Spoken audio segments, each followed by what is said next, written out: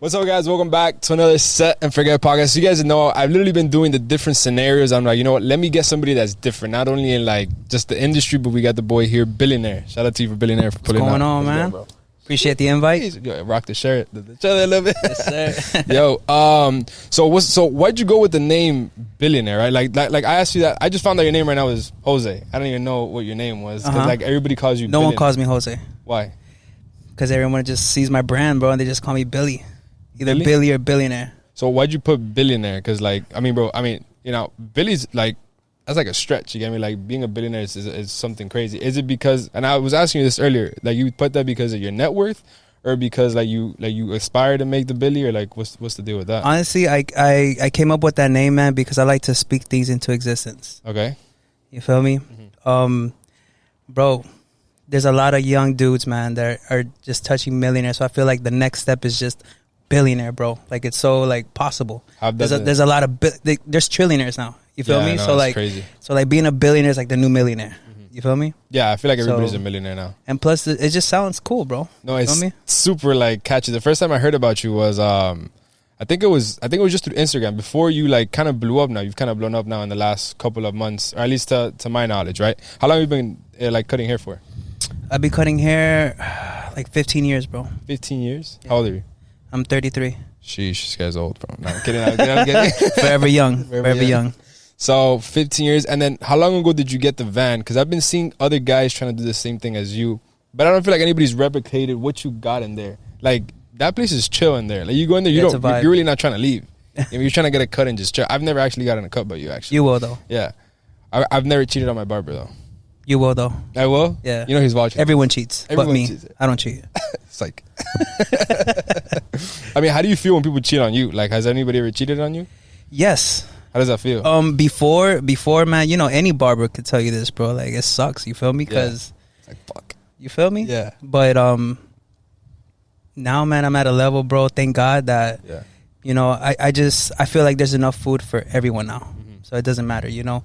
One leaves, 3 more come in. You feel me? That's just how it works. And what kind of sets you aside other than obviously the van? Like, are you fast? Because I mean, my barber personally, he probably takes like 45 minutes to an hour. Comes to my crib, cuts me up, takes his time. Like, are you quick or you just take your time? It all depends how good of a conversation we're having. Yeah, because I've heard people that they have like 10-minute cuts, like done full. No, never, right? Never. Like, if you ask me that, I'll probably tell you just leave. Yeah. You feel me? Because you're not going to get a 10-minute cut from me. Yeah.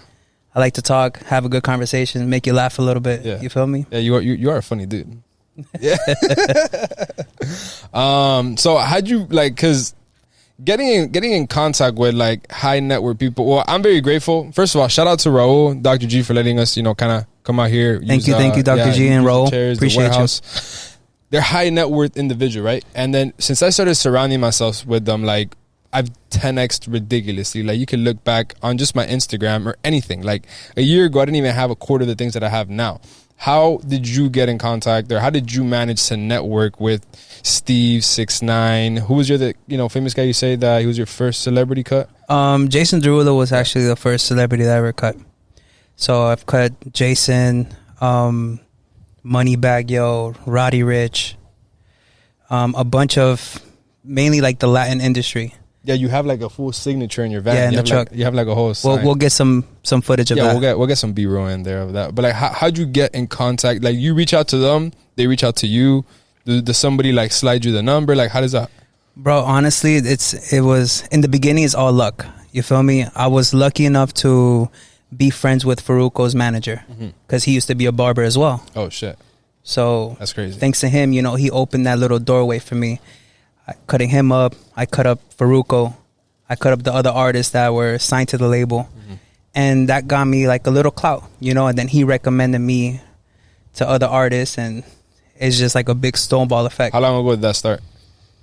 That started about 4 years ago. Oh wow, 4 to 5 years ago. So you've been cutting up for 15 years, and then you didn't kind of like really hit that like growth publicly, or at least celebrity wise, after like 10 years. Correct. Wow. It's a grind. Wow. Yes. Talk about not giving up, bro. It's a grind for sure. Wow. And then how does it feel now? Like, do you feel like are you happy? Like, I don't want to say comfortable. I hate feeling comfortable. The Richard, I bought the Richard because I told you about it, right? So shout out to Billionaire, because I was like, bro, I'm trying to hit a timepiece. Maybe me and Ro were looking to buy like, you know, like a watch, kind of like park some cash or whatever. He's like, bro, I got you. We'll pull up tomorrow. And I was not going to buy the watch. Like, that was not my plan. No? No. I really wasn't trying to buy the watch. I was going to go and I was going to entertain it. You get me? I was going to be like, all right, if I get a good deal, I look at it. Nah, man, you can't window shop, bro. Yeah, I know. Come on, bro. But then I was there and then I'm like, you know what? They gave me the good price. Like, the service they had was great, bro. Immaculate. Like, bro, they made me feel like I've known these guys forever. Yo, if there's anything I love about Timepiece, bro, besides the prices, is the education that they give. Yeah, Sean's dope, bro. You feel me? Like, Sean was telling me, because I like doing my research before I buy things. And like, he was telling me things where I didn't even find research on. You get me? Like, Correct. I was getting more educated there, and it's not like he was just trying to sell me on anything. He wasn't pushy at all. Like, I just decided, and then he did the whole flip coin. As soon as we flipped the coin, I'm like, yeah, that shit's dope, man. It's a wrap. Like, as soon as he did that. I actually got Sean coming in a few. Oh, yeah? Yeah, he's going to show some fire. pieces and stuff. I'm not buying another watch. Well, you never know. You never know. You never know. He sells me on another watch. But yeah, but to that point, like, when I bought the watch, I was probably like 2 days that I was just like, I don't want to say uncomfortable, but that's probably like my third time doing a big purchase like that. You get me? My other big purchase was my McLaren and then the Rolls Royce. But you never come out the full 6 figures one go. You get me? I'll probably put down like 70, 80K or whatever. And I had just bought the Rolls like a month ago. So congrats. Yeah, appreciate it. So coming out like that one time big check like that, like a month later, for me, it kind of put me in a position where like I don't want to say uncomfortable, but it kind of, to me, it set me back at step zero, where I have to start grinding again back, like if I had no money. You get me? Correct. So that's something that I heard Steve say on another podcast. Like, this is why he gives away all this money. He gives away all this stuff, because once you start like that money leaving your bank account and giving stuff away, it forces you to work harder to make more. I forgot, it's like you spend more to make more or something like that. Yes, I have a friend. He's a big entrepreneur, you know, he motivates, and one of his lines, I always make fun of him, and every time I see him, you know, like, I'm like, yo, give, receive. Yeah. He's always saying that. Yeah. Shout out to Zane. Zane? What does he do, like entrepreneur? He owns a big solar power company. He's like third biggest company in the US right now. I mean, I don't know. Ever since the watch, I've just like, everything has gotten, like, I've just been like, every opportunity that I find, I try to capitalize off of it. You get me? Because I got to work back to make it back. And now I'm really looking to what I buy next. Of course, you're putting fire on your ass, exactly. man. I feel that's what it does. For sure. And like, I've heard that from multiple people. And now that I'm experiencing it, I'm like, interesting. You get me? It's just like, it's an interesting thing. What has been like one of the crazier stories? Like, has anybody ever ran off on you? Like, you cut somebody up, like, yo, I'll be back. And they just book it. Ah, shit. You got somebody run off? No one has ran off on me, man. But I do got a story for you, man. What do you got? Bro, so this was last week. Oh, so this is recent. All right, this is recent. All right, and it so happened to be a celebrity. Oh, wow. Okay. So to make the long story short, I went to Booby Trap. Okay. He was doing a music video there. The Row or the River? The River. Okay. He was doing a music video there. I got there. They needed him quick on set. So whatever. He was like, just lighten up my mustache. Cool. He jumped in the truck. He was like, oh, shit, this is dope, bro. I guess it was the first time he saw a mobile barbershop. Okay, yeah. So I lined up his mustache. And then he was like, shit, I'm going to do my scene. And once I finish that scene and let the other artists jump in, you know, we'll come back and you can give me a haircut. I was like, cool. Wait. So you lined them up and then a haircut? Yeah, I lined up his mustache because he had to go on set really quick. Okay. But he told me as soon as he finishes the haircut, as soon as he finishes the set, he's going to get a haircut. The set, he wants to come back in the truck and get the haircut while the other artist is filming his part. Okay. Perfect. So I waited for him. He finished his set. And then he's like, give me a minute. That minute turned into like almost 2 hours. Oh, shit. All right. So I'm like, shit. It's my son's birthday. I have to get out of here. So I looked at his manager. I'm like, yo, can you ask him if he's gonna get a haircut or not? And then he was like, oh, nah. He said he's good. And I'm like, okay, cool. Well, can I get can I get compensated for my time? Yeah, of course. So basically, bro, it just became a mission. Like, they weren't trying to pay at all. It was only $150, bro. Yeah. I wasn't even like charging. I wasn't being a dick, because one thing about me, man, like, no matter how much you're worth, I'm not gonna Upcharge you. I'm not gonna upcharge you, bro. You feel me? I like to treat everyone fair. Yeah, it's the same head, the same haircut. It's correct. Yeah, you know, and that's what like kept me successful in my lane, in that lane, because I never, you know. Yeah, I feel like people take advantage when they like see like, I mean, bro, Sean was telling us they charged Steve $90K for a Cartier bust down. That's crazy. That's insane. It's ridiculous.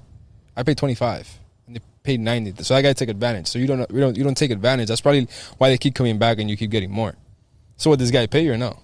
Yes, but he still owes me $50 out of that $150. He paid you $100? Yes. Just to get me the fuck out of there. That's fucked. And then in those 2 hours, you could have made so much more because you're not fucking I canceled appointments for that. Wow. You feel me? What do? You tell people to meet up with you, or you pull up on everybody? Or you kind of have like a meetup spot, or it depends. I do it all. You know, I either go to you. Some people are like on the go, so they're like, "Yo, let's meet up at a meeting point." Mm-hmm.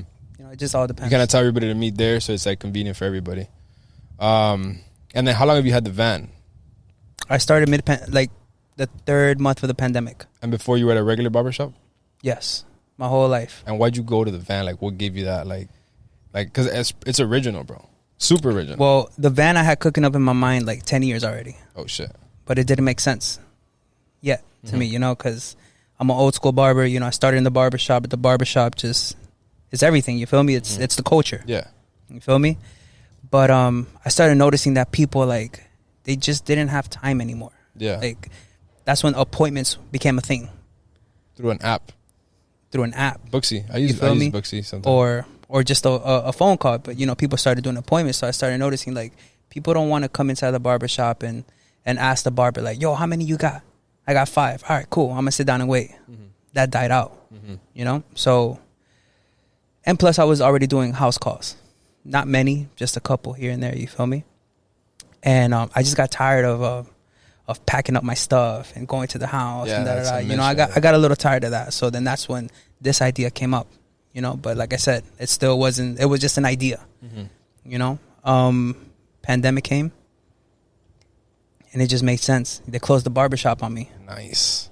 They put a fire on my ass. Yeah. You know, I just bought a house. I have a wife. I have 2 kids. So you got to figure shit out. I felt that pressure. Yeah, you got to figure shit out. So that's when this makes sense to me. Because then I remember during the pandemic, that's when I started doing my house calls, coming to my house, because you couldn't cut at the barbershop. Like, because the people would come and they would give you a ticket or whatever. Yeah, they shut it down, for sure. And somebody made this custom for you, or you made it? My dad did this for me. Oh, that's dope. Yeah. Oh, that's dope. Shout out to Pops, yeah, 73-year-old man. Shit, for real? Yeah. Where you from? Half Colombian, half Mexican. But my stepdad is Cuban. Cuban. Fire. You got the Cuban in it. Yeah. The Cubans out here, I mean, majority of Miami are Cubans. So who would you say would be like your top celebrities that you've cut up? And then what do you strive to like not only cut up celebrities, or are you like in reach of anybody, or do you want to cut up crazier celebrities? What's your goal? Because I mean, your network has been going crazy, like ridiculous. So I would definitely have to say Steve is the one that's like, Steve's the GOAT, bro. That's like taking me to another level. Yeah. You feel me? Shout out Steve LLC, bro. Yeah. Thanks to him. Yeah, Steve will do it, yeah. But at the same time, a lot of people hate him. Why? But no, I'm like the next person I'm about to shout out. Oh, I know. A lot of people hate him. Yeah. But, you know, 6ix9ine, thanks to 6ix9ine, I met Steve. You feel me? So, shout out 6. What happened with the whole little shit show? I mean, you know what happened? Or do you know, like, I mean, I know the basics, like the little drama or something that... I mean, basically what everyone knows, that's just what it is. You feel me? You know, it was just a fucked up situation. That 6ix9ine tried to like put a hoodie or something, or like a jacket behind this little... Yes, they put a King Von jacket behind the fake Dirk Gill. They look like twins, bro. They look identical to me, bro. With the same eyes, same like curly hair. For sure. But yeah, you know, and you know, 6ix9ine is just the type to just do anything for clout, bro, you know, and I guess he just wasn't thinking at that moment, thinking about, you know, Steve's position. So, you know, it was just a fucked up situation. And have you ever flown out to cut anybody up? Yeah. Like you've flown out? Yeah, people, they fly me to LA. I gotta go to, I think LA again. I gotta go to LA again. They're gonna pay me $5,000 to go cut up like 12 heads in one house. What do you do, bro? What you doing? Just cutting hair. What you do in the bro. van? You were telling me something. You filmed in the van before? Yeah, I film haircuts all the time, bro. All right. Just gotta make sure. The first time I asked him, like, yo, you done a video in the van? Like, you ever used it? I mean, they've asked you to use it, right? For like a video. Bro, I cut this porn star. His name is King Nazir. Mm-hmm. He's pretty popping on his OnlyFans. Yeah. And he was like, yo, please, man, I'll pay you whatever. Let me just shoot a scene in here. It'll go viral. And I'm like, bro, I can't, man. You feel me? Like, because then that'll like low-key fuck you up in a way. Of course. Yeah. Of course. You were telling me you want to be like this household guy. You're just like straight to business. You don't want to like none of that. Yeah, right now, I'm building a brand, and I'm just trying to be like, a household brand, Yeah. somewhere where a mother could allow his kid to jump in the van. You feel me? Yeah. No bang bros buzz. You feel me? No bang bros going on in there. I mean, but then you would get a different quality of client. You get me? You get more. Do you focus more on quality or quantity? I feel like definitely more quality. Quality for sure. But soon I'm gonna expand, so now it's gonna be quantity. How if it's only one of you? I bought another truck. Oh, dope. You're gonna get somebody you trust to like drive around and stuff. Correct. The idea is to build a franchise. So then what were you doing before cutting up? Like what crazy? Because I mean, bro, I feel like everybody has like a come up story. You get me? Like like you've had to like hustle, or you've had to like grind it out working at Publix, or like what'd you do before? Because I mean, you've been cutting up for the majority of your life, basically. Correct. Yeah. So it's always just been cutting up. I mean, yes, I've always hustled, and I still hustle to this day. Yeah. You feel me? Besides cutting hair, man, like I like to call myself the plug. Yeah, you were telling me that. That's why, because I'm like, yo, how do you know time? He's like, bro, don't worry. Anything you got, I got you. Like, what do you mean? Like, what do you mean you got me? Like, you feel me? I'm considering myself the plug, man. Like I said, I built a crazy network, so that's what I do. I just connect the dots, and by connecting the dots, I always get a cut. Yeah, of course. That's just the way it works, So it's definitely a hustle mentality in me all the time. You have a connection for like charters, for like jets? Yeah. PJ Kev. Shout out PJ Kev. PJ Kev? Not familiar with. He charters for DJ Khaled, for P Diddy, for all the celebs. Well, you saw the other day we did the video with the helicopter. Yes. That was lit. That was super lit. Scared as shit, not gonna lie. I was so scared. I mean, it kind of gave me the same vibes as like a plane, because you're like sitting down. You get me? Uh-huh. But then when they started turning, that shit it's a little sketch. I've never been on a chopper, so it would be fun. I mean, yeah, it's definitely fun. I mean, you recommend it? 100%. That day we went, we had lunch at the Keys. Mm-hmm. Then we had breakfast in Brickell. Then we had lunch in the Keys, and then we had dinner at South Beach. That's amazing. That day when I got home, and the chopper takes you to all these places. Yeah. Well, I mean, no, the chopper only took us from the hangar to the Keys, and then back to South Beach. Dope. How much is that? Bro, it cost us $5,500. So 5,500. Not bad. We had the chopper all day. For how many people? 4 people. That's dope. I mean, like the owner of the chopper, he's my boy. Oh, dope. Yo, he was texting and driving that shit. I'm like, yo, put your phone down, bro. Don't be doing that with me in here, bro. I was scared shitless. I went to go take a video like outside with my phone. Mm-hmm. Yo, I thought we were stopped. Because, you're not, like, you can't tell the speed. We're going like 90, 100 miles an hour. The chopper is pretty fast. Bro, and like, good thing I had like a grip on that thing, bro. My phone would have flown out. They have like little windows. Okay. So he's like texting, taking videos. The chopper's going, because like, for you to go fast in the chopper, you have to like lean it forward. Yeah, correct. But when you lean it forward, you start like drifting kind of thing. Okay. And I'm thinking it's like a car. If you drift to this side, you're like spinning out. Bro, and I got dizzy. I mean, it was a good experience. I'm just like scared of heights. So like, that's just. I feel you. I was a little scared. Steve asked me to jump off the plane with him. I told him, hell no, bro. Why not? Oh, he called you too. Yeah, I was cutting him up when I was the one that gave him the idea to do the story. To see to anybody hit him up through the DMs. Yeah. He did that because I told him to do that. Oh. He needed an idea. He said he told me he was gonna go skydiving, but he needed an idea of what to do. Yeah. So that's when I told him, like, yo, you should put that in your story and have just some random people hit you up and try to go skydiving. He got Neo, Prince. He got Nelson. Bro, you know Nelson, his driver. He's cool, man. Bro, he's my parents' neighbor. Oh, dope. Bro, that guy saw me grow up, bro. Since like I was a jit. Dope.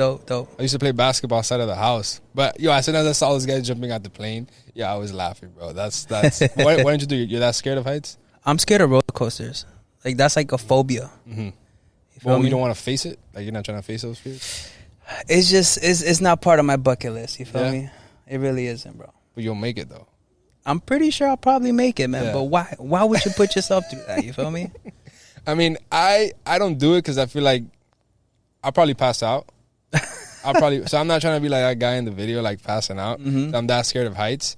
Maybe I'll come down like fried. You get me? Because like you get so scared that you get like tense and shit, you know? For sure. So that's probably like why the only reason I have. Everybody around me has done it, but maybe in like the near future I'll think about doing something like that. So you came up from, you've always been cutting hair. What has been like one of the worst experience when cutting people up? The worst experience? Yeah, like one of like a experience like shit, like I wish that didn't happen. I had one not too long ago too, man. He was probably like the second person that ever done this to me. There's just some clients, bro, that no matter what you do to them, they're not satisfied. But yet they call you back. You feel me? Yeah. And I hate that, bro. Like, because it's like, it's that one moment where like they make you feel like you suck. And it's like, you know you don't suck, bro, but they make you feel like you suck because you really like put your heart into that. And it's like, nah, it ain't it. So it's like, why do you call me back then? What, he was being picky like about a lineup or something? Just every time you would show up to him, it's like, I didn't like last time's haircut. That's Let's up. do this, let's do that. Yeah. And I do this and I do that. And then the next time it's like, I didn't like that haircut. You feel me? And it's like, I just cut them loose. By the second cut, I cut them loose. I take my haircut very, very, very, very serious. Like I tell the barber, I'm like, yo, you're good. Like you're not in a rush. So you take your time. Like if you got, bro, come back if you're in a rush. You get me? Like I take my haircut serious. I get a haircut every single Thursday or Friday. So you caught me today when didn't have a haircut Thursday. Got like a whole like grizzly bear thing. Why though? Because we had to set up. We're in a rush. We're in a rush. I feel you. We're in a little rush. So you've had come up celebrities. I mean, you're planning to stay local in Miami. Just get a bunch of vans out there. I want to go everywhere, bro. International. Yeah. International. Not so far international, but definitely all U.S. For sure. And then why don't you have like the Billionaire Barber outside? I know you have the QR code, but why don't you have like the actual Billionaire Barber? I wanted to stay low key. A lot of celebs and high profile people, they like the fact that I'm low key with it. Gotcha. But it's time to take that step. Because you would never know that this is like a barber ever. Yeah. Everyone's like, what the hell? It's just a army green van. Like, what is this guy doing here, you know? Yeah. What is he filming in here, you feel me? Probably a Bang Bros video. So you say you're the plug. What are some of the things you could be a plug for? Like what? Like I mean, you definitely hooked it up with the watches. You got timepiece on lock. So I'm the plug for the watches. If you need the charters, I got the charters. If you need the exotic whips, we got hella whips. You feel me? Got the hella whips. If you need if you want to invest money in forex trading, you feel me? I got the plugs for that too. Yeah. Are you invested into anything other than yourself? Like you got money somewhere else? Bro, I had crypto. Shit, you're probably fucked right now. I'm not fucked. No. I sold everything before I got fucked. Okay. But you have like any other investments that you got like? I have real estate. Okay. I have real estate and I just invest in myself. I'm coming out with the hairline with my products too. So. Oh, okay. Like a gel? Yeah, gel, pomades, all that type of goodies.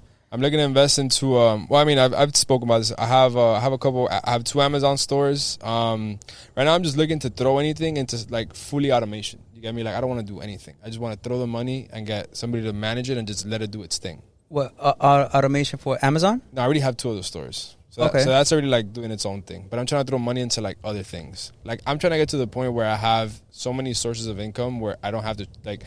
Not that I don't want to trade anymore. Like trading is cool, like it's fun and all that. But bro, it's stress. You get me? Like I'm young, 21, so I'm not trying to like be on this stressful shit forever. You get me? I want to just like bag up now. Yeah, make a couple more like a bigger bag and then throw it into something. I'm just finding that big something. I got you. But like, what could that? what, I was thinking about a jet, but I heard like the maintenance on those shits are. The maintenance is ridiculous. I've actually met.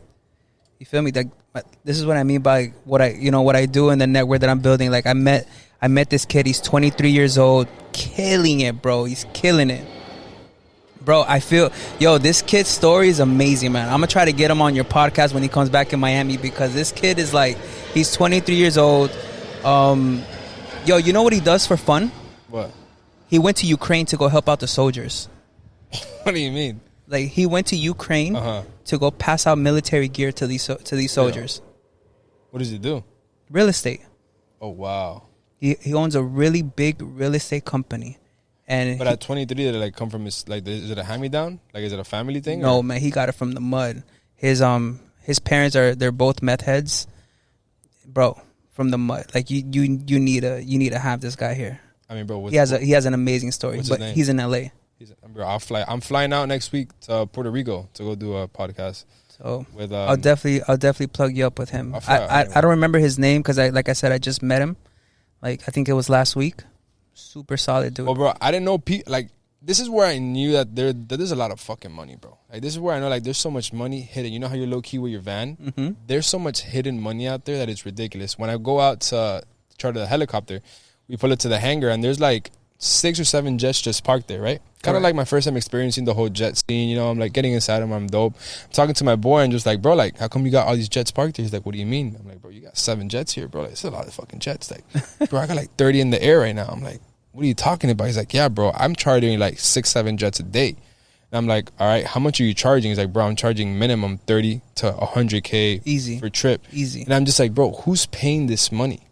You get me? Like, who is paying this money? So I think when we were leaving in the chopper, like, we're literally like in the chopper kind of, you know, filming and doing all that stuff. One is coming in. And I tell the pilot, like, yo, wait, I want to see who's in that shit. Like, I need to see who's paying 100K, like, on the regular to go fly somewhere. But you didn't even see the guy. 2 black Cadillacs just come in. We're just ready. Bro, just ready. He just hops off, gets in, and just books it. Yep. Bro, I'm like, who the fuck is that guy, bro? And what's crazy is that that's one broker that you know. And there's many. There's, bro, in Miami, everywhere. Well, when the last time we pulled up, Moneybag was there. He was doing a music video in the same hangar we were at. Oh, dope. Dope. Pulled up 2 bulletproof. My first time seeing a bulletproof truck in the States. I didn't know rappers ride around like that in the States, bro. Yeah. Like when I've gone to Mexico a couple of times, and we always rent out a bulletproof like whip just to ride around. But I didn't know that's how they ride around here. Yeah, bro. If you ever need a bulletproof, I got that too, man. How much are those? My best friend owns a bulletproof company. Oh, he rents them and sells them as well. But they're like a quarter, right? I know they're pretty expensive. I think he sells the brand new Escalade, the big body one, all bulletproof, high level bulletproof. I think he sells that for probably like a quarter, bro. Yeah, like a quarter, like 220, 230 around there. Yeah, I didn't know they were fully bulletproof until I saw a video of like shooting them with like an AK and like, dude, this not going in. Yeah, they're fully bullet, bro. The back they have like a little extra like door. Yeah, like a safe. Yeah, it's like a safe. Yeah, they're pretty cool. Yeah, they came out of the whip. Moneybag came out of the whip with like 4 AKs, and I'm just like, yo, like we're cool here, bro. You know what I mean? Just chill. No, but I understand that when you're like posted up like that, you know, people trying to always come up on you. Like, I mean, people out there are gonna hate. You get me? Like, you know, Timepiece was suggesting. I mean, whenever we go out, we always have security with us. But he's like, bro, now you gotta like double up for sure. There's this guy. So he used to work at Hymov, and then there's this guy. What was it that he did? He put the down payment on the watch and then never came back. So he literally put a down payment on RM and just never came back. He's like, oh, every single month you gotta pay us like 100 to 200K, and bro just took off completely. What? And now they caught up to him, obviously, because you put your social down and all that shit. For sure. So like people are out here trying to finesse, come up. Yo, so I see you grinding. I mean, you were telling me you were grinding. Like, how many days a week do you cut hair? Is it Monday through Sunday? I work Monday through Saturday. And then what do you do on your days off? Like, I try to play golf. Right, I'm not the best golf player. Like, I try. What are you doing on your days off? Bro, honestly, man, my day off, I turn into a dad mode, bro. Yeah. So I'm a father, and I just do whatever they want. I mean, you were telling me right now that you haven't seen your kids because you're like grinding all day. How does that, like, how do you manage that? Like I said, man, you know, I barely see my kids, bro. So it's just fire mass to try to like hurry up and, you know, expand my businesses and just grind more, man, to try to create more time for them. So on Sunday you try to like stay home. On Sunday I tell everyone to fuck off, bro. So you feel me? Like anybody can hit you up. Trump can hit you up for a cut. You're not cutting up. I've had celebrities hit me up on a Sunday and I tell them no, bro. No. I mean, you got to know when to stop. You get me? Because it's you have to, bro. You have to, man. You know, family's everything. You know, tomorrow's not promised, bro. So not everything is money. And I mean, what do you work for if you're not going to spend it with your family at least one day? You get me? Correct. What time do you start cutting up? I start at 8:30. And it's what is it, like 10:30, and you're still not home? We're still working. That's crazy, bro. I mean, I appreciate the hustle. You feel me? That's like, you're telling me 15 years ongoing now, so I know you're about to expand now. For sure. But yeah, we got. What do you know, man? We got I got the homie TPT just stepped in the building. My boy Sean, come through, man. Say hi. What it do, Sean? What's up, Sean? Hey, bro, how's everything? Ah, shit. Nice to see you. Ah, shit. Take a seat, bro. My man, thank you. Brought a little surprise with me. A few surprises. Wants me to buy another watch. We're gonna try. That wasn't part of the plan, but Yeah, I know. now that I see that you're here, You got the Louis box and everything? Oh, my God. just a few pieces. All right, so what do you have? What do you have in here? All right, so we actually brought a nice little selection today. We have actually a couple RMs, so we're going to start with a RM11 in rose gold, limited edition 30 pieces, black DLC sides. It's called the Kite. We have an RM11 black carbon with NTPT sides, 39 millimeter skeleton perpetual, a 41 millimeter frosted blue dial in white gold, factory set rose gold chronograph, a new anniversary AP, a Panda Daytona, and then a factory set date. I see you have like a regular watch there, like somewhat like a. I mean, we have to show people that we do sell regular watches. A lot of people see our Yeah. YouTube and our channel, and they come in. They're like, "Hey, do you have something normal that I can pick up?" So we definitely have a wide selection of pieces. What's like the average cost of like your watches, more or less? So actually, our average point of sale as of right now is around 80,000. That being said, it does have a lot to do with the recent increase in all of the prices across the board for watches. Being that we focus on AP and RM, the prices are already a little bit higher than I would say a standard piece. So usually people come in and they spend around that $80,000 mark on average. But look, you walked in, you left with an RM10, spent a little bit more, but it happens, I mean, I was talking with Billionaire earlier. Like I don't want to say I went to go window shop. Definitely not. Like I was in the market for a watch, but I didn't know really what I wanted, right? Of course. And I was telling him earlier, like, I mean, I've looked at other jewelers, looked at other watches, and like the way you guys treated me made me feel like I've known you guys forever. Like I swear, this is not to like hype you guys up. This is just me being completely honest, right? Like I have a business, I have buddies that have business, and I feel like when they give good service and they provide value in what they do, credit is due, like recognition is due. Thank you. So the way you guys came in there, I'm like, bro, I've known these guys. I've seen you guys on YouTube, all that. So I'm like, coming in here, they're the same way, bro. And we flipped the coin. So I'm like, fuck it. You're telling me that people are hitting you up now that always flip coins now for like a watch. Yeah, so to backtrack a little bit, I will say that, we try to treat everyone like family that comes in. We really do care about our customers. That's the most important thing for us. So whether it's, giving a little advice about, hey, maybe don't pick that, this might be better for you, or whether it's price point, or we always want to give the best outcome to the customer.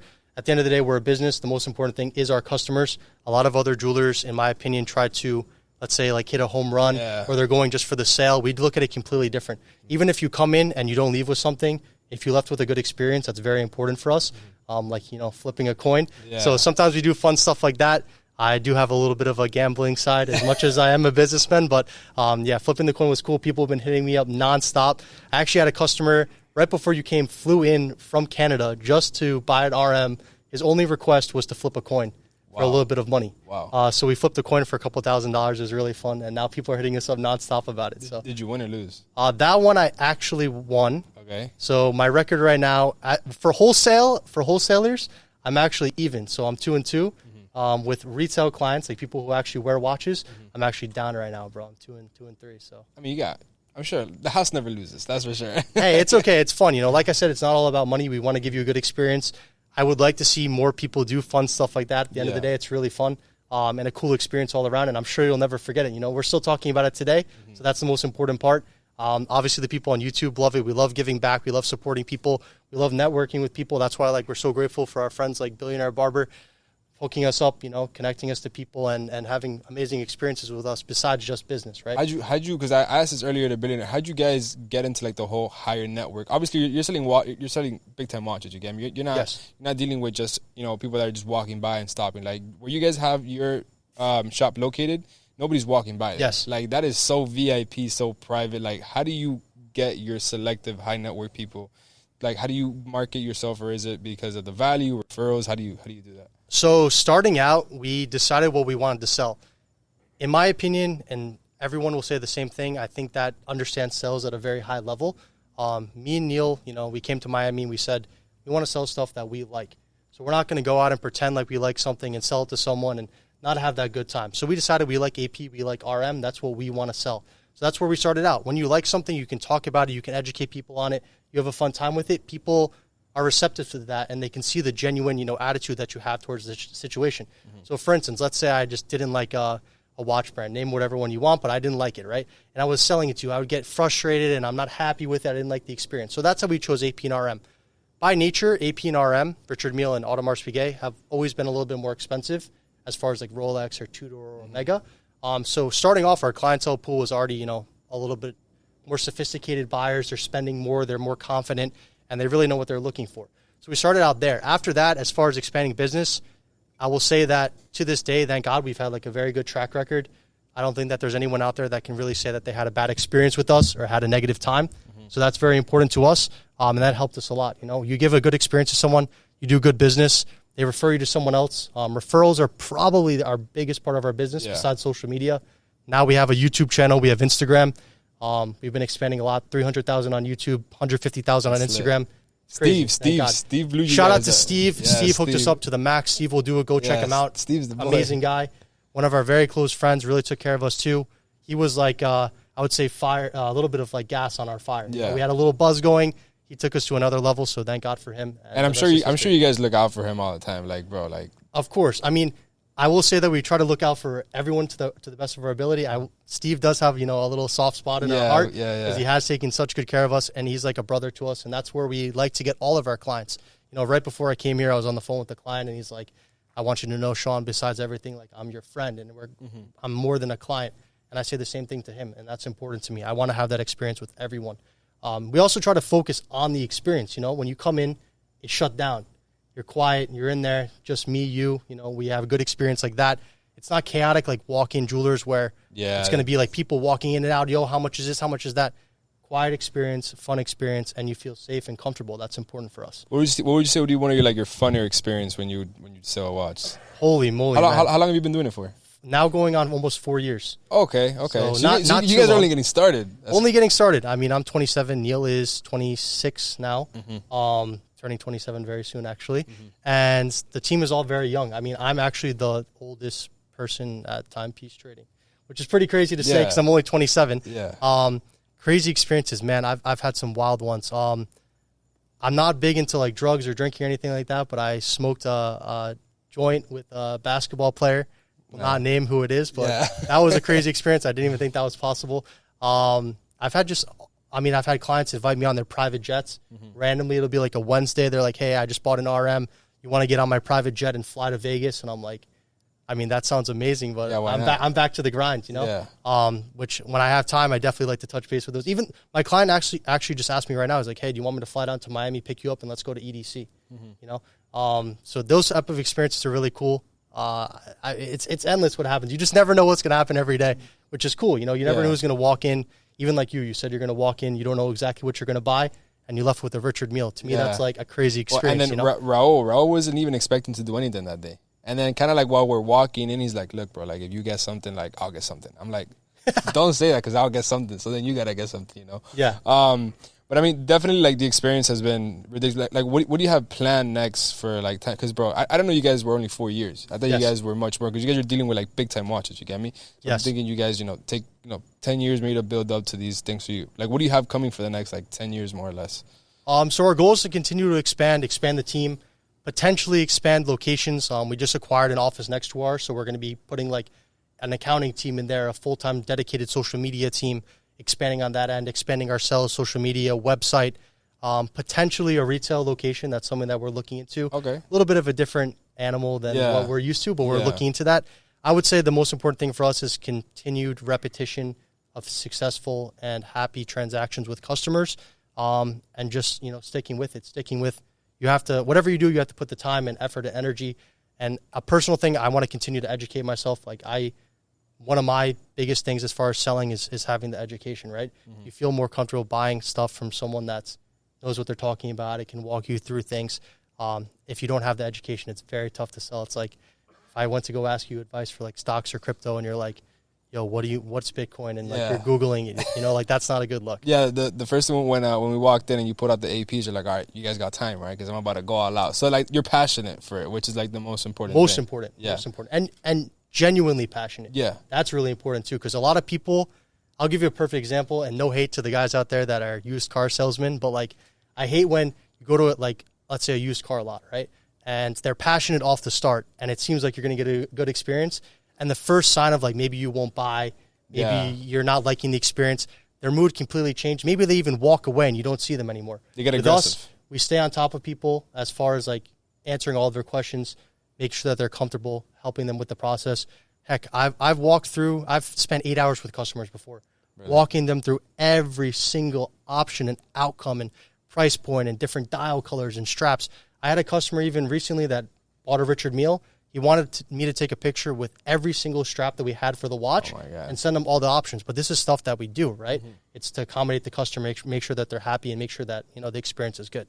What would be like one of the crazier clients you've sold to? Like your top end client? Like, Man, so I will say this, as far as like celebrities, there's been a few and I will name them. What people don't know is that there is a lot of average guys, like looking guys out there that you see on the street, and you'll never think that they're packing like a multi-million-dollar watch collection at home. The guy that I got this from, Mike. Crazy. Bro, Mike came in just super casual, shirt. And he came in just for the drinks. Max. Oh, Max. I thought his name was Walked Mike. in. If you saw him on the street, would you think he's going to be walking around with the Richard Mille? Bro, never in my life. So that's my good customer, Max Hall. Shout out to Max. Really appreciate you hooking us up with the RM10. Perfect example. I sold the RM10 to Max. He sold it back to us. I sold it to you. The world goes round. But a lot of people don't understand that there's a lot of guys that love watches, and they really are passionate about that. As far as celebrities, I've sold to quite a few. I would say, you know, humbly, and one of the biggest ones that I did sell to that I couldn't even believe it, but he's a good friend of mine now, is Drake. So that was a crazy experience. Really cool guy, down to earth. I'm glad I got to set you up with the collection, bro. Made it rounded it off a little bit more. He came to Miami, or you went out to him? So I met him here in Miami, and then I've been back and forth meeting him in Toronto. He comes on to Miami, picks stuff up, and we have a great time. And I got to get him some cool pieces that I don't even think he's seen before, and he's got his collection is no joke. That's crazy. Besides that, you know, even the experience with Steve, we got to meet so many people. There's great people in Miami all around, business people and celebrities. We like a mix of everyone. So you were telling me earlier that you were thinking of like. Oh, I saw that you posted. What was that watch with the mask? Oh, yeah. Is that like your higher end watch, or like what's the most expensive watch you've had? So in stock right now, we have two multi-million-dollar watches. They're both Richard Mille.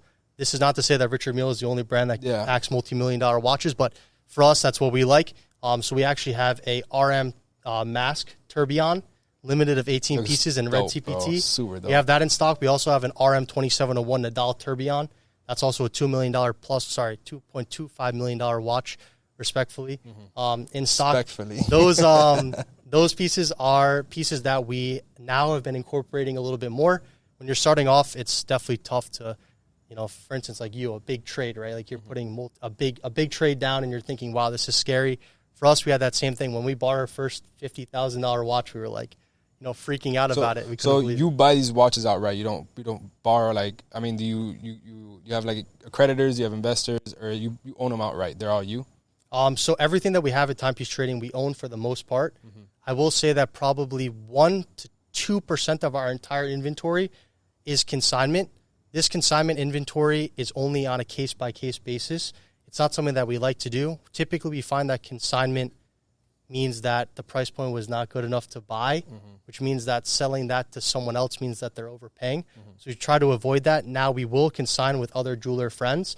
Let's say they just, you know, they live in Boise, Idaho, and they bought a Richard Mille, and they just don't have walk-in clients for it. And they're like, hey, I'm going to send this down to you, see what you can do for a week or so. We'll take that. If a customer buys something from someone else and the price is like ridiculously high and they can't get out of it, we will take it in and we will try to make a maneuver with it, whether it's a trade, selling it, you know, whatever we can do to make them lose the least in that situation, we will. We try to buy everything outright so that we can give you the best price point possible. That's so, because what I've heard from or at least the walk-in stores, I know I don't know, this is just basic research. You know, I'm recently getting my knowledge of the jewelry, that they don't really own it. You get me? I know they have like investors that they finance it, or that's why they're so pushy on selling you the watches, because they need to make those payments or they get a percentage off of the deal. With you guys, it's just you guys own everything, so it's more like nonchalant. Correct. And to a lot of jewelers' defense, the vast majority of the jewelry industry is based on around what's called memo or terms. So let's say you walk into a standard jewelry store. They might have a lot of, like I said, memo or consignment. Memo means that someone else owns the product. Maybe it's a wholesaler, and he's actually giving you a very good price. But he's saying, look, take this, okay? Try to sell it, see how it goes, test out my product, see what you think about it. The other thing is consignment, which will come from, clients, dealers, other friends of theirs. For the most part, that business model is great and has worked for many, many, many years. The only downside to it is what I'm saying about price point. Sometimes you can get squeezed out by price point if someone owns the piece. Whenever you own something, you have a little bit more leverage to make decisions with it, and your price point typically is a little bit better. Not to take away from anyone that does do memo or consignment, because there is ways to do it that is successful. It's just not for us. That's why you can flip a coin for some watch or something. That's why we can flip a coin from a watch and sleep well at night and not have to worry about like, oh shit, I better call the guy for the memo and tell him that he just lost $1,500. No, we don't have to worry about that. We've been very lucky and smart with our business decisions to get us to where we are today. I'll tell you this: that 4 years ago, me and Neil moved to Miami, and we were living in. I was living in his apartment on his couch. Oh wow! And we had just started out. We had one desk, 2 computers, a printer, and a safe. We came with 2 watches and a backpack. And I'm not talking, we didn't have Richard Mille when we landed. We had an offshore and like a Rolex Daytona green dial. It was nothing crazy. So how do you feel now that you got all of this, like all these things that you've accomplished? Because I feel like everything that has come to me in the past year, it's happened so fast. It's almost been like a blur. You get me? Like I don't want to say it doesn't feel real. Like it's definitely real. But it's almost like, I don't want to say it's not what I expected. I did expect it, but I feel like a lot of things we figured out as we go. And it's come very fast. And I feel like I kind of deleted what I kind of lived in the past. And now what I'm doing now is just like a whole new person. How was it kind of for you? Like, how does that feel? So honestly, every day to me feels like a blur. Yeah, it's like a blur, right? It's like, what? Because I think, number one, Miami moves so fast. Like yes. Everything here is very fast. Also, I think when you're doing what you love, time kind of passes by very fast. For the most part, I've had amazing experiences every single day in Miami.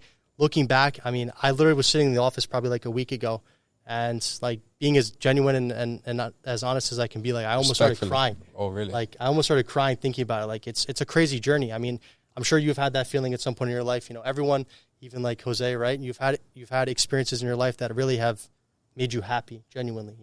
But the cool part about that is you have to kind of kick yourself in the ass at that moment and say, like, the journey and the show must go on, right? You must accomplish more. You cannot be happy where you are today.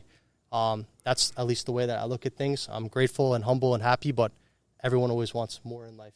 And maybe that's not money. Maybe it's relationships. Maybe it's another goal, pushing yourself to another boundary and going above and beyond. That's funny that you say that you were sitting down in your office. I was, I think it was the night of that I got the watch.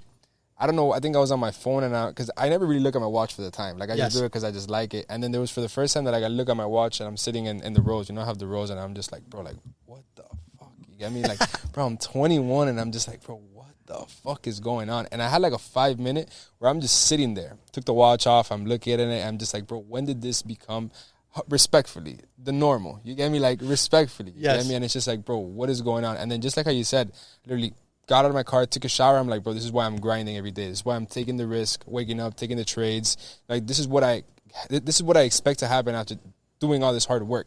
Like, why am I tripping? You get me? Of course. So I definitely feel like that's good.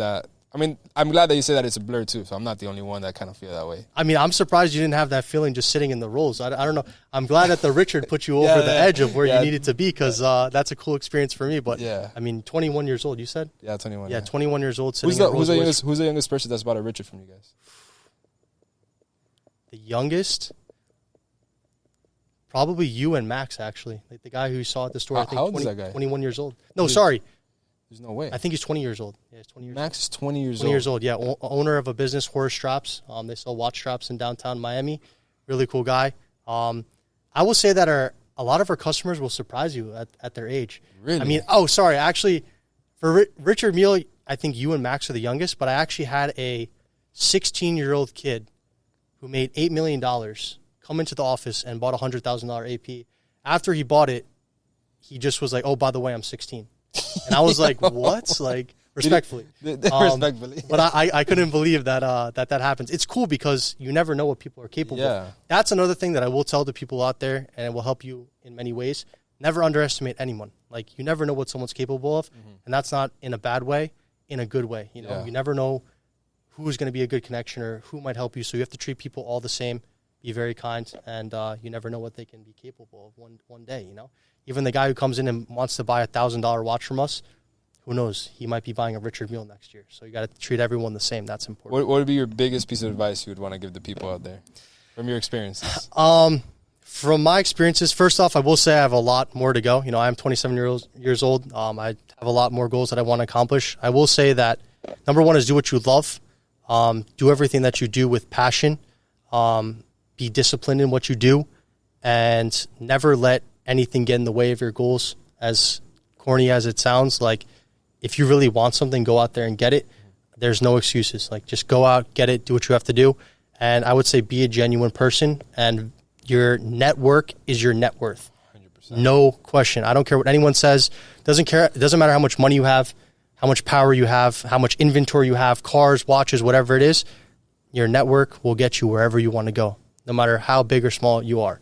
That's my biggest takeaway from this whole thing.